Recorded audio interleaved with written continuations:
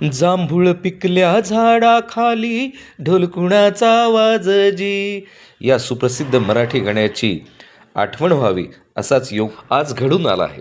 गावरान जांभळं स्वच्छ धुवून घेतली आणि मग सुरू झाली कारण सीझन आमची रस संपत आलाय. बनवायची प्रक्रिया. परंतु तरी देखील आम्ही गावरान पद्धतीत छोटे जांभूळ, ज्याचं बी पण खूप छोट, आणि त्याचा आता आम्ही पल्प या ठिकाणी करतो.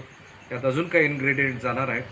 मध पण ताजा मध आहे, आम्ही झाडावरचा काढून आणलेला, तो मध या ठिकाणी वापरतो. सोबत तुळशीची ताजी ताजी पानं, बारीक कापलेली अद्रक आणि सोबत लिंबू पण, छान गावरान गूळ तो पण घेतला आणि सगळं हे तयार झालं सैंधव मिठासहित.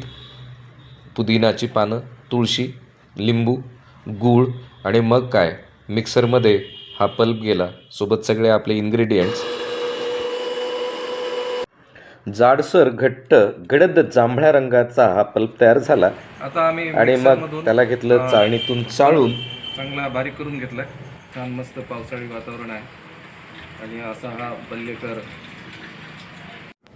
निसर्गाची कमाल बघा, किती छान दिसतोय जांभळाचा रस छान आणि त्या जांभळ्या रसाचा रंगाचा रंग. पूर्ण छटा डार्क गडद जांभळा रंग.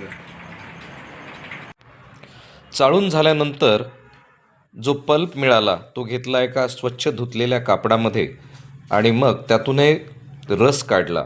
वस्त्रगाळ त्याला केलं गेलं. ज्या बिया उरल्या होत्या त्यात पण पाणी घालून त्याचा पण जो अंश होता रसाचा तो काढला आणि आपला जांभळाचा आरोग्यवर्धक रस आता तयार झाला आहे.